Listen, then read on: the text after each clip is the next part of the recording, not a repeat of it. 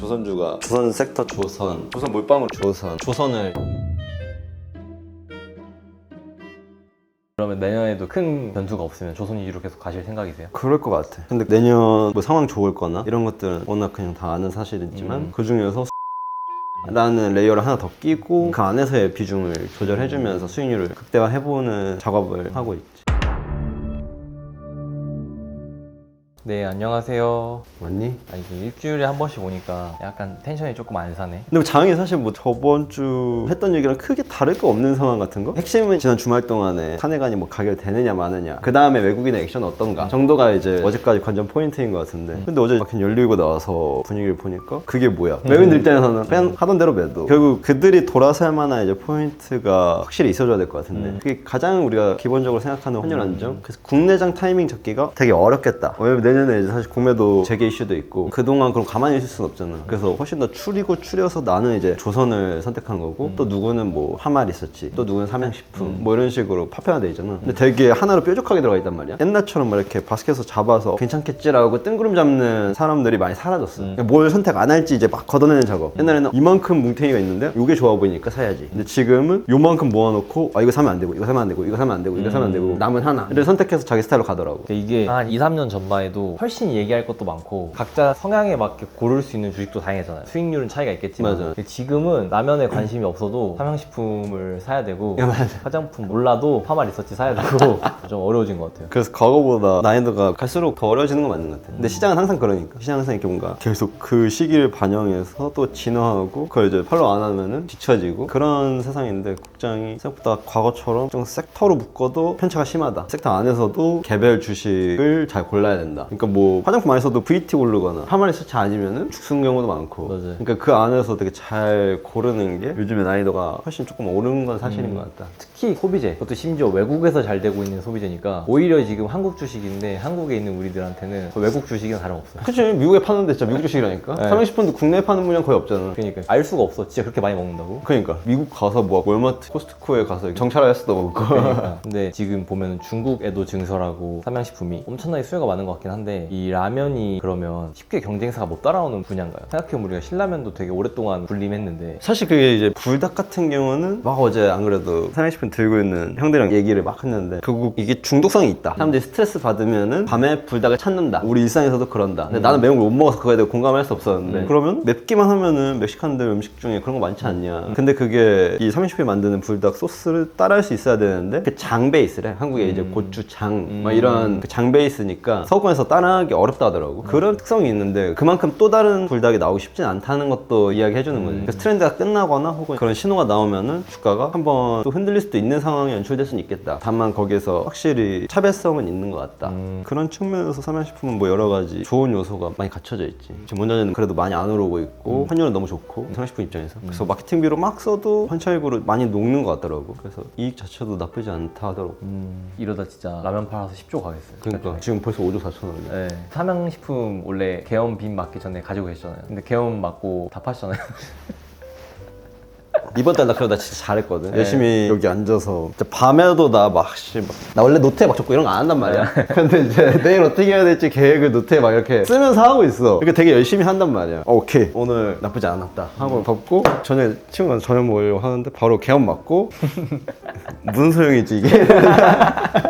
그래도 지금 꾸준히 수익 중이시잖아요. 지난달도 수익 그래도 괜찮게 됐고 이번 달도 계속 수익 중이신데 그 비결이 뭘까요? 이렇게 힘든 장에서. 아니 이게 내가 눈치가 빠른 건 아닌 것 같은데 감이 좋다 그럴까? 아... 그런 게 있는 것 같아. 수많은 정보들을 이렇게 받아들이면은 포인트로 잡는 게 내 색깔이 있거든. 나만의 그 큰 맥락을 가져가는 기준이 있는데 사실 그걸 뭔가 이렇게 설명하기 되게 어려운 것 같고 그냥 본능적으로 그걸로 가는 것 같아. 약간 이거다 싶은 게 딱 느껴져요. 그리고 실제로 이 가격장을 계속 보고 있으면은 느껴진다는 거지. 그 느낌이라는 게 되게 본능적으로 이렇게 다가오는. 그래서 이걸 뭐 사실 사놓고 볼 필요는 없잖아. 근데 이걸 계속 내가 보고 있는 이유가 계속 보고 있어야만 느껴지는 것들이 있어서 그래서 찍기 전에도 며칠은 계속 훨씬 더 많이 보려고 하고 그 안에서 뭐 일주일 단위 한 며칠 단위에 강하거나 약하거나 그런 경우를 조금 더 느낄 수 있는 경우가 있어서 그럼 지금 어떤 게 좀 강하게 느껴지세요? 이게 좋다 아니면 이게 요즘 사람들 관심 받고 있다 이게 느껴지시는 게 그래도 있으니까 계속 뭔가를 사실 거잖아요. 오늘도 뭔가 사셨을 거고. 그치. 그래서 조선 자체를 그냥 그냥 이렇게 되니까 욕심이 나는 거야. 이제 신고가 위로 올라오면 욕심이 나거든. 그러면 이제 더 애드하고 싶어져. 근데 그걸 참는 게 되게 힘들고, 그래서 뭐 크게 빠지거나 그런 타이밍에 조금씩 더 추가해보고 더 빠지면은 거기서 그냥 다 차익 실현 해버리고. 좀 이제 그 정도의 계획으로 조선 섹터를 이번 여름 이전에 선택한 것도, 내가 천성이 약간 귀차니즘이 많은 사람이라 막 매 분기마다 매 년마다 뭐 이렇게 주도주들을 막 가르치는 걸 그렇게 좋아하진 않아. 큰 맥락에서 이제 오는데 오래 걸리지만 가는 것도 오래 가는 그 사이클에서 이제 조선이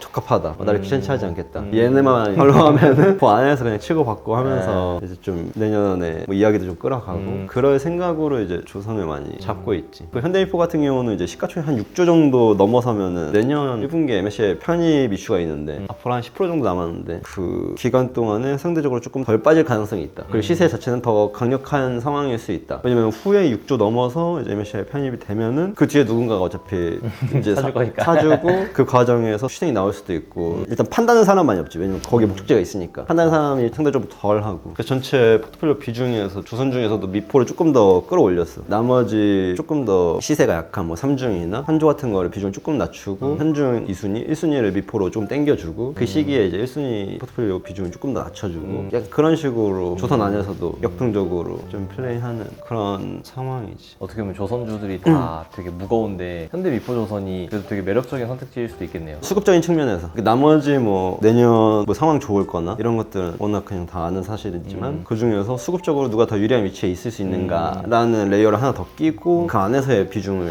조절해주면서 수익률을 극대화해보는 작업을 하고 있지. 그러면 내년에도 큰 변수가 없으면 조선 위주로 계속 가실 생각이세요? 그럴 것 같아. 근데 그 안에서 이제 뭐 중간에 슈팅이 나오면 비중을 조금 줄여주고, 보통 변동성이 커지면은 규모를 조금 줄여주는 게 일반적으로 맞고, 변동성이 이렇게 됐다가 이 타이밍에 포지션을 일부 늘려주는 게 맞고, 다시 이렇게 팽창하면은 포지션을 다시 줄여주고, 다시 변동성이 줄어들면은 다시 채워주고, 그 작업을 계속하는 거야. 그러면 계좌로 보면은 하루 단위로 손익 금액은 일정하겠네요. 그러니까 잔잔하게 움직일 때는 포지션이 크고 크게 움직일 때는 포지션 줄이니까 계좌의 변동성을 약간 유지하는 느낌이네요. 그래서 변동성 자체를 너무 키우면 안 되니까 전체 변동성 자체는 계속 중위값을 유지하게끔 하려고 하는 거지. 그런 장인데, 미국이 이제 조금 핵심인 것 같아. 미국이 사실 위태위태해 보이기도 한데 사실 뭐 빅테크 몇 개 빼고는 나머지 지금 추세가 다 이탈하고 있거든. 그래서 미국에서 Q사인이 나오면은 국장도 영향을 안 받을 수 없는데, 지금 그걸 언제일지 모두가 다 눈치 보는 상황. 아마 외국인들도 그걸 눈치 보고 있지 않을까. 미국에서 한번 걷어내는 시점이 언제일까. 그러면은 이제 한국장도 그거에 따라서 어느 정도 빠질 거고, 미국장 빠지는데 한국장이 안 빠지는 시점이 있을 거고, 그리고 미국장이 어느 정도 안정됐다라고 튀어 오를 때 아마 베팅할 타이밍을 주지 않을까라고 개인적으로 생각하고 있는데, 근데 그 타이밍에 환율은 조금 더 안정화되어 있어야 되고, 외국인들이 좀 의미 있게 현물 매수를 해줘야 돼. 근데 지금 현물을 계속 매도하고 선물만 가지고 장난치고 있는데, 현물 자체에 대한 매수 전환? 되게 의미 있는 금액으로 들어와줘야 확실히 시장에서 잡을 만한 포인트가 될 것 같고. 비트코인이 거의 역대 최대 신고가 찍었잖아요. 이 비트코인이라는 게 생기고 코인 시장이라는 게 생기고 야금야금 투기 자본을 뺏어가더니 이제는 거의 그냥 메이저잖아요. 메이저 오브 메이저인데. 그치, 코스닥보다 크지. 그니까. 그럼 이게 약간 투자하는 관점에서 봤을 때 코인이라는 게 생겨와서 체감되는 좀 뭔가 달라진 게 있어요. 투자하는 어떤 행위나 뭔가 시장의 그런 게. 솔직히 내가 코스닥을 안 해서 그 정도로 체감되진 않고, 근데 코스닥 하시는 분들은 확실히 체감된다 하고. 왜냐면 투기자본이 유동성이 거기서 빨아 들어가니까 여기서 기회가 상대적으로 덜하고 거래대금 없이 그냥 올려치는 경우가 있으니까 들어갔다 나오기도 쉽지 않고, 그런 거에 체감을 코스닥에서 많이 느끼는 것 같고, 사실 내 트레이딩 스타일에서는 별로 그게 체감되거나 그렇다기보다는 포모가 좀 오지.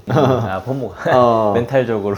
그냥 나도 저거 해야 되나? 물론 비트코인 내가 안 갖고 있는 건 아닌데 비트 이더 정도는 내가 그냥 자산 배분 형태로 그냥 적립식으로 넣고 있긴 한데, 진짜 적극적으로 그 시장에 개입해서 거래한다거나 이런 행위를 내가 이제 해야 되는 건가? 과거에 내가 안 했던 이유는 이 시장에 어떻게 될지 모르고 변동성이 너무 크니까 이걸 어떻게 뭔가 담보로 예측할 거면 이게 어떻게 화폐 기준에 들어올 수 있을까? 근데 가면서 이제 점차 안정화되는 모습이 올해 기점으로 많이 보이는 것 같고, 그래서 아마 코인 시장 자체가 굉장히 많이 수면 위로 올라온 것도 사실이다. 불과 한 3, 4년 전만 해도 이거 규제당할 거다, 맞아, 망할 맞아. 수도 있다 이런 생각인데, 지금은 이제 뭐 맞아요. 정확하게 조금 위로 올라온 시점이다 보니까 내년에는 그래서 진짜로 코인을 좀 배워보고 미국 시장도 배워보고 그래서 투기 유학을 좀 가야겠다. 투기 유학. 주변에 그런 거 잘하시는 분들 많으니까 직접 내가 가서 배우고 그 과정을 일부 공유하기도 하고 그런 걸 같이 보여주는 게, 그러면은 굳이 한국만 이렇게 할 필요는 없거든. 근데 나는 이제 옛날 귀찮으니까 내가 거기 가서 뭐 밤새서 돈을 조금 더 벌어서 뭐 내 인생이 더 나아지는 건 아니니까 그런 생각으로 이제 안 했는데 근데 지금은 내가 그런 것들을 더 배워 나감으로써 새로운 시장에 대한 기회가 생길 수도 있겠다. 혹은 내가 조금 더 못하는지 정확히 알 수도 있겠다. 그런 것들을 사람들한테 좀 알려줄 수 있겠다. 내가 왜 그런 시장에서 못하고 여기서는 그래도 어느 정도 할 수 있다고 생각하는지 그 과정을 본다 그러면 보시는 분들도 좀 재밌을 것 같고 그럼 내가 한국 시장에 안 맞았는데 거기엔 맞을 수 있겠다 라고 생각하시는 분들도 있을 거고. 그럼 지금 그래도 꽤 오랫동안 트레이딩 해보셨잖아요. 지금 하는 스타일을 처음부터 하진 않았을 거고 처음에 막 이것저것 많이 해봤을 그치. 거잖아요. 그러다 지금 방식으로 정립이 된 건데 그럼 그때 경험을 살려서 생각해보면 코인 트레이딩을 배우고 진짜 열심히 하면 잘 할 수 있을 것 같아요. 거기는 막 펀더멘탈 이런 것도 없으니까.